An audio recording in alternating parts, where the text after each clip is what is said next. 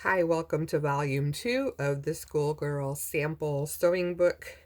I had to make 2 volumes, which I wasn't planning to do. I just used some sari silk to tie this one. The cover, I didn't have another photo um, mat, but I just made this out of some cardstock and covered it in paper and some different laces. I love this one because it still has the tag on the lace, and I just glued the tag onto here. I love old tags. I love things that are still have the tags on after all these years. I did the same poem about friendship just to tie the two together, but otherwise the covers are very different. And then on the inside, I have some more of this embroidered fabric for a pocket this time. You can see I have Frances' name from the cover. She had a made on the cover of her book of sewing samples. And then this page about different household linens and how to make those. And this is an old photo. It's not actually her, but I thought she fit in here really nicely, so I'm pretending it's her. I just kind of patchworked this page together, trying to keep in line with this whole theme of a schoolgirl book. I've got a piece of measuring tape here, an old trade card here, and a copy of a trade card here that talks about the thread knotting up, which I thought was appropriate. I think we all have that frustration sometimes. And then another little trade card that I made into a tag with another little tag that tucks in to this little pocket on the back. Just all patchwork together. Here is a sleeve from a Victorian blouse. You can see it's got some really pretty embroidery and lace and pleating on it. I just thought that was pretty in here. More book pages sewn in, ledger paper sewn in, and more of her actual samples that are sewn to the back pages. Coffee dyed paper, a little bit of trim on that piece. I just tucked the description underneath this piece, and I made a little tab so you could see it sticking out there. It stays in pretty well. This little piece is just a little pocket there, just from one of the pages that I sewed into the signature. This one was ripped, so I just made a patch for it with a piece of an old dictionary page about seams and sewing. And then here's another patchwork page.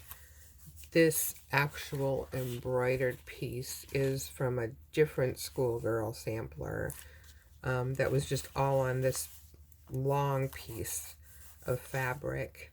And I've got some fabric samples and another piece of lace with a tag on it that I just paper clipped over the fabric samples.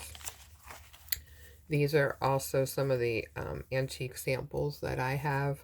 So I have little snippets from those. 1903 to 1905 is what those are marked. And then these great slides that I just kind of tacked the fabric down and put the slides on. And just to reinforce that, because the slides are a little heavy, I just put a piece of fabric, patched it over the back where they were sewn in so that they were safe. Another patchworky page. A piece of an old pattern and old McCall's ad.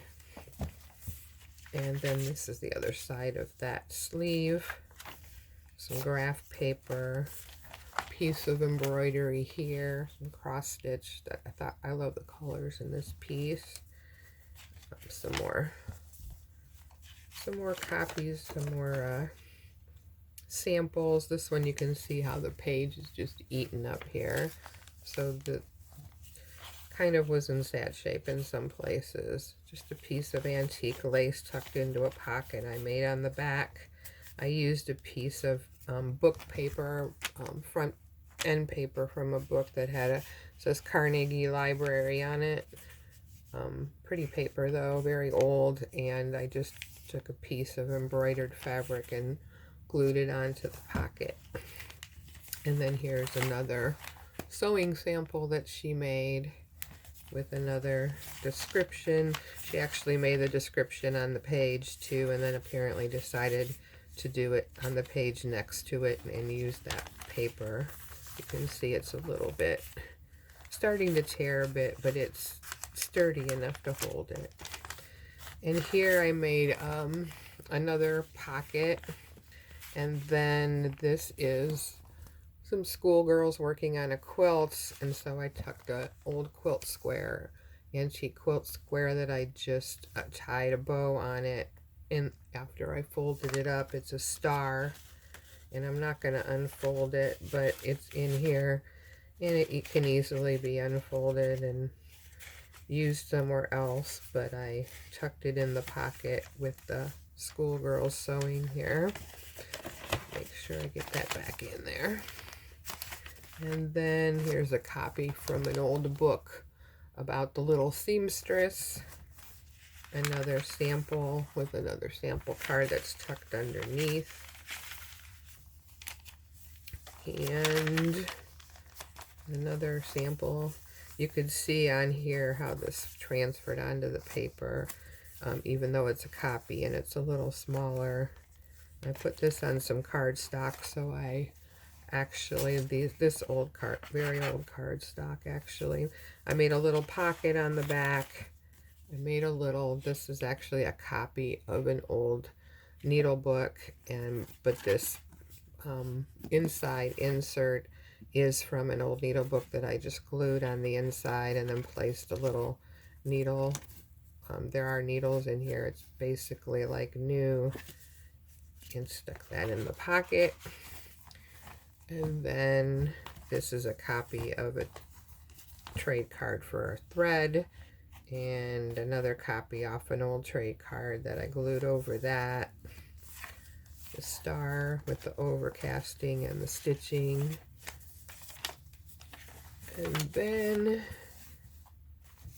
this is just a copy of the cover of an old Busilla book. I thought she was really pretty and kind of fit in here nicely. I just made it a flip up on some graph paper. Just a hodgepodge of papers. Here's some a piece of embroidered lace that I just tucked onto this card, that instead of sewing this pocket on the bottom and top, I sewed it on the side. So this actually, I sewed this piece on here, and it just slides in to this opening at the top. So this is avocado dyed paper here, and it's just a nice way to highlight this interesting lace. There's another opening at the bottom that can be used as well.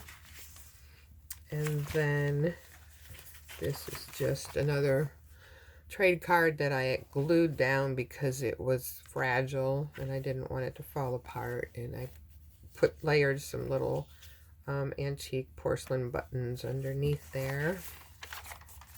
And then another sample here, and the back of that embroidered piece.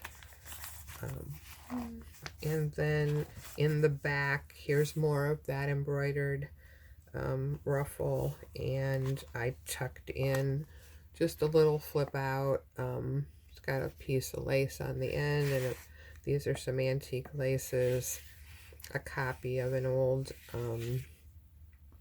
Priscilla advertisement, and then copies from, like, this is to order patterns, and these are samples of some of the patterns that you can order. I tucked in this little pocket that I just kind of threw on here from some old embroidery, and then this lady that I fussy cut to kind of add a little bit to this page, but this is kind of thinking about her just keeping her patterns that she wanted to purchase in this little folder, and it just kind of slips in between these folded piece in the back, just glued in the back here. And that is volume 2. So thanks for watching. I hope you enjoyed it. I hope I didn't rush through too quickly through it. I really enjoyed working on these, and I actually have one more, which is someone else's sample book that I'm working on. So hopefully I'll get that put together probably in the next week or two. And just really enjoying honoring the work that these girls did long ago. Have a great day. Bye.